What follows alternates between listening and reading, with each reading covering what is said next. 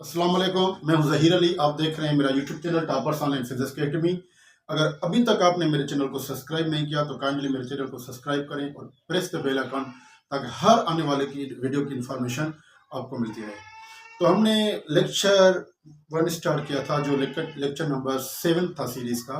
वो था chapter number यानी unit number 10 means chapter number 1 of class matric about the wave, जिसमें हमने introduction of the wave, mechanical waves, electromagnetic waves and longitudinal waves के बारे में डिटेल में डिस्कस किया था। तो अगर अभी तक आपने वो मेरी वीडियो नहीं देखी तो मेरी पहली वीडियो पे जाएं, लिंक डिस्क्रिप्शन में मिली हुई है आपको, वहां से जाएं और मेरी पहली वीडियो देखें। आज हम स्टार्ट करने वाले हैं चैप्टर नंबर 10 क्लास मैट्रिक के दूसरी लेक्चर की, जो है transverse waves.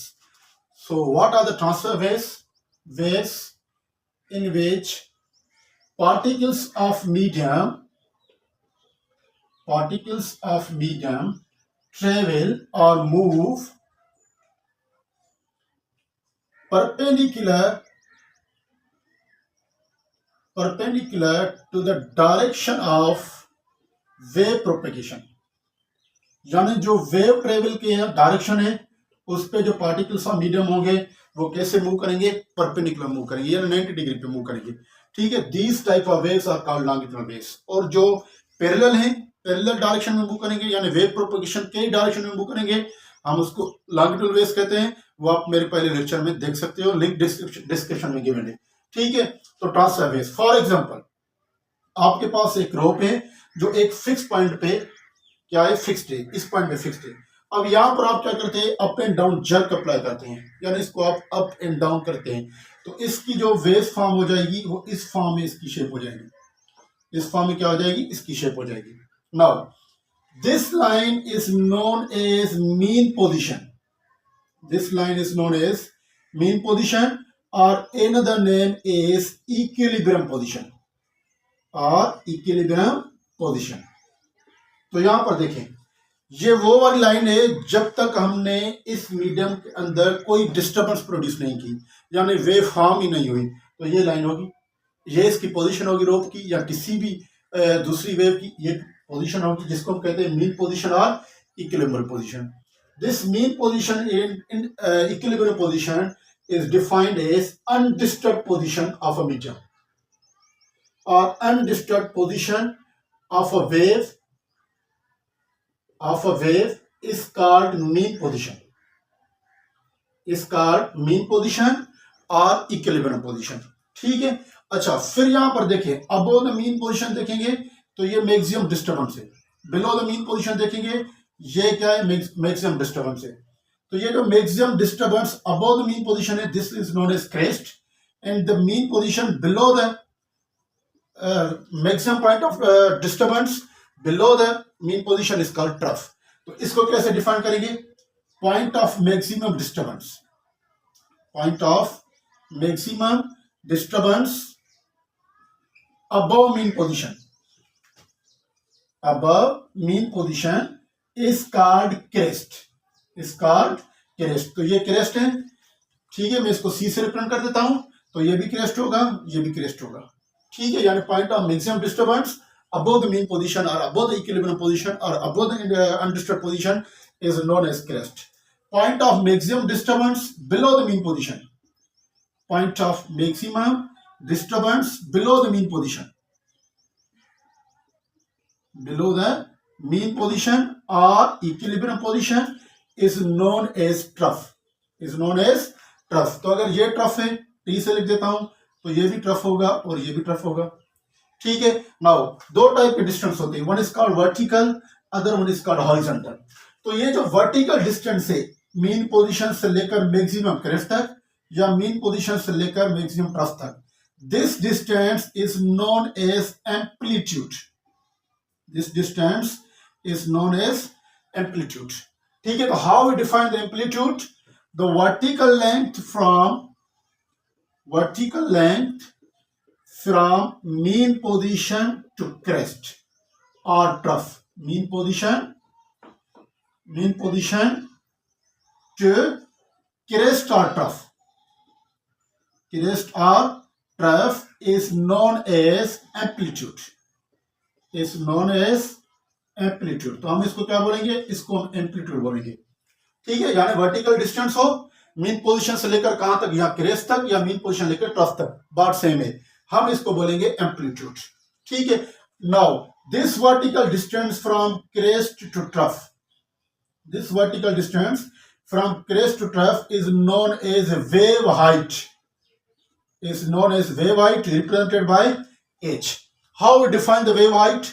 The vertical length from crest to trough, vertical length from crest to trough is called wave height, is called wave height. यहां पर एक बात देखें, ये एम्पलीट्यूड है और दूसरा ये एम्पलीट्यूड है, यानी ये दोनों एम्पलीट्यूड मिलेंगे आपस में तो फिर जाके ये वेव हाइट बनेगी। तो मैं कह सकता हूं कि जो वेव हाइट है this is the double of the amplitude, and जो एम्पलीट्यूड है this is the half of the wave length. For example अगर मैं कह दूं कि किसी वेव का एम्पलीट्यूड 3 सेंटीमीटर है तो उसकी वेव हाइट क्या होगी, 6 सेंटीमीटर होगा। अगर मैं कह दूं कि किसी वेव की जो हाइट है वो 6 सेंटीमीटर है तो इसका एम्पलीट्यूड क्या होगा, इसका एम्पलीट्यूड 3 सेंटीमीटर हो जाएगा। ठीक है, अच्छा, now horizontal length from crest to trough, crest to crest or trough to trough is known as wavelength। यानी wavelength क्या है, wavelength is known as represented by Greek letter lambda। ये क्या है, ये lambda ग्रीक लेटर है, इससे wavelength को रिप्रेजेंट करते हैं। ठीक है, तो what is the wavelength, wavelength क्या है कि वेवलेंथ है हॉरिजॉन्टल लेंथ और horizontal distance between two consecutive crests or troughs is known as wave length। इसको हम क्या कहते हैं, वेव लेंथ कहते हैं। यानी ये दो कंसिक्यूटिव क्रेस्ट के दरमियान जो लेंथ है हॉरिजॉन्टल लेंथ, ये क्या है, वेव लेंथ है। जो ट्रफ के दरमियान जो लेंथ है हॉरिजॉन्टल लेंथ है, इसको भी हम कहते हैं वेवलेंथ। अच्छा, कभी कभी वेवलेंथ की एक और डेफिनेशन आ जाती है जिसको समझना लाजमी है। ठीक है, फॉर एग्जांपल यहां पर मैं वेव लिख देता हूं, यहां पर मैं एक वेव बना देता हूं। ठीक है, यानी एक से वेव भी ज्यादा है, 1.5 वेव्स हैं। ठीक है, मैं इसको सॉरी 2 वेव्स हैं, 2 वेव्स मैंने बना दी। तो कभी कभी इसकी डेफिनेशन क्या आती है, the horizontal length between horizontal length between two similar phases of wave, two similar phases of wave is called wavelength। यानी वो हॉरिजॉन्टल डिस्टेंस जो सिमिलर फेजेस ऑफ वेव में के दरमियान हो उसको भी हम वेवलेंथ कहते हैं। अब समझते हैं सिमिलर फेजेस क्या है। फॉर एग्जांपल यहां पर एक मैं पॉइंट लेता हूं, अब यहां से पॉइंट देखेंगे तो यहां से पॉइंट जो है ना वो और भी लेंथ ऊपर जा रही है, वर्टिकल लेंथ। ठीक है, फिर ऐसी यहां पर पॉइंट होगी जिससे और भी लेंथ क्या जा रही है, ऊपर जा रही है। These point are at similar phases, तो इनके दरमियान जो लेंथ होगी हॉरिजॉन्टल लेंथ होगी उनको भी हम क्या कहेंगे, वेवलेंथ कहेंगे। फॉर एग्जांपल ये एक पॉइंट है, यानी एक पॉइंट यहां से क्या जा रहे हैं, हम ऊपर जा रहे हैं। फिर एक और यहां पर पॉइंट है, यहां से हम क्या जाएंगे, ऊपर जाएंगे आगे जाने के लिए। यानी ये भी दोनों सिमिलर फेजेस हैं, इनके दरमियान जो लेंथ होगी इसको भी हम क्या बोलेंगे, इसको भी हम वेवलेंथ बोलेंगे। एक और एग्जांपल लेते हैं, यहां पर एक पॉइंट है, इस पॉइंट से हम कैसे जा रहे हैं, नीचे जा रहे हैं। तो फिर यहां भी एक पॉइंट होगी जिस पॉइंट से हम क्या जा रहे हैं, नीचे जा रहे हैं। इन दोनों के दरमियान भी जो लेंथ होगी this is also known as wavelength. तो कभी कभी क्वेश्चन में आ जाता है कि the horizontal length between two similar phases of wave is known as, तो हम क्या लिखेंगे, वेवलेंथ। तो हमने लॉन्गिट्यूडनल वेव्स में पढ़ा था कि वेवलेंथ क्या है, एक किस्म की लेंथ है, तो इसका ऐसा यूनिट क्या होगा, ऐसा यूनिट होगा मीटर। बाकी और कितने भी यूनिट हो सकते हैं, मिलीमीटर, माइक्रोमीटर हो सकते हैं। ठीक है, now we discuss more parameters about the wave.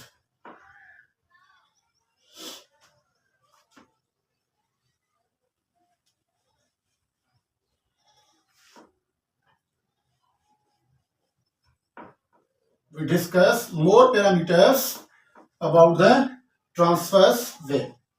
ठीक है, तो मैं इनको लिख देता हूं, ये क्रेस्ट है, ये ट्रफ है, ये जो है वो एम्पलीट्यूड है, यहां से लेकर यहां तक जो है वेवलेंथ है, और ये वेव हाइट है।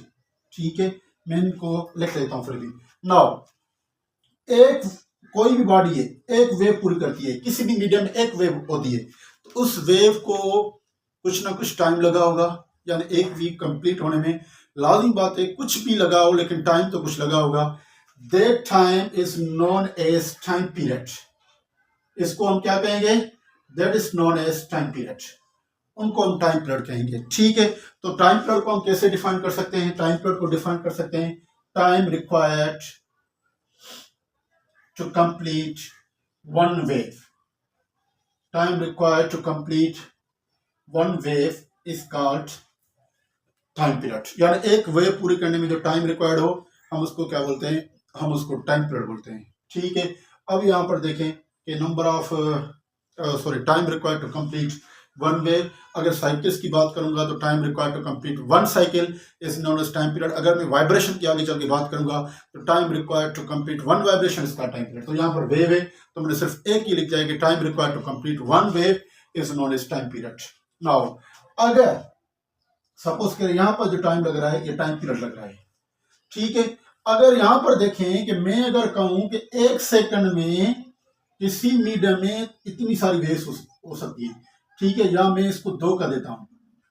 ठीक है, इजी समझने के लिए मैं इनको 2 वेव्स बना लेता हूं। ठीक है, ये हो गई 2 waves.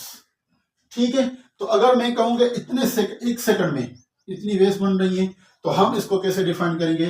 That time is known as frequency.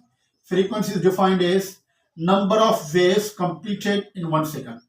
Number of waves completed in 1 second is called frequency.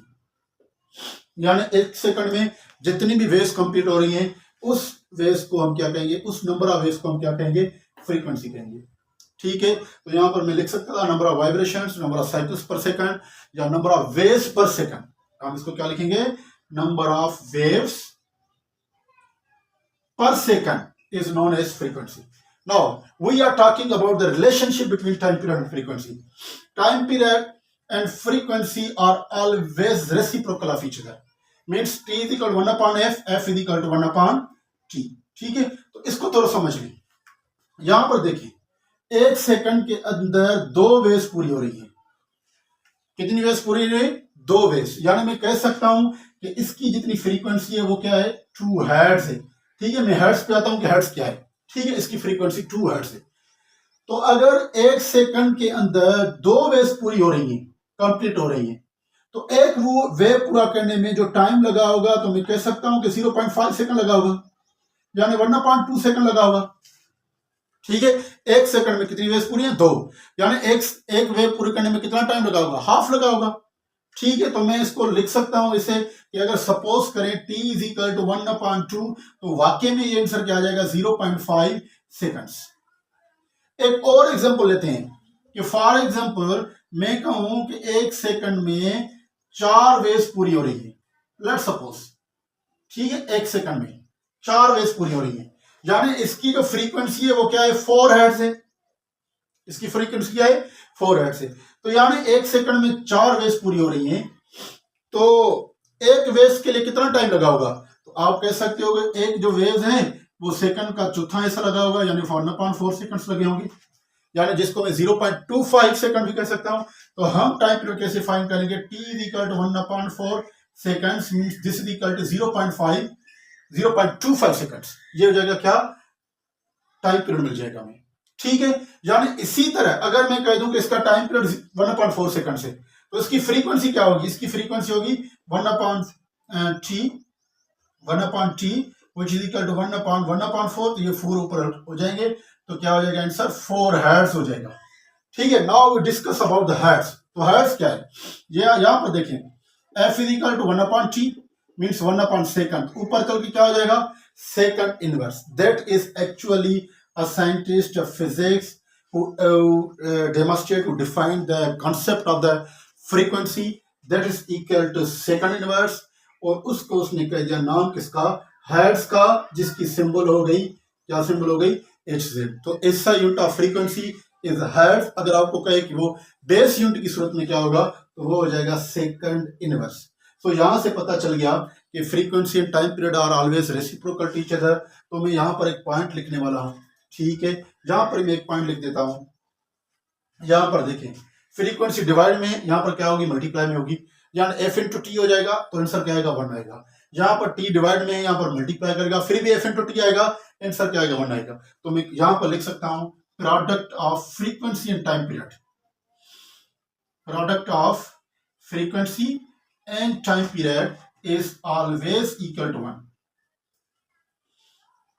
Is always equal to 1। जो फ्रीक्वेंसी और टाइम पीरियड की प्रोडक्ट है वो हमेशा बराबर होगी, इसके 1 के बराबर होगी। ठीक है, तो ये था हमारा लेक्चर, आज लेक्चर नंबर 2। तो इंशाल्लाह आगे वाले लेक्चर में हम डिस्कस करेंगे वेव वेलोसिटी और उस पर कुछ करेंगे प्रॉब्लम्स को सॉल्व। ये लेक्चर आप अपने पास लिख लें और इसी को अच्छे तरह से देख लें कि कुछ टर्म्स हैं इसमें ट्रांसवर्स वेव्स में।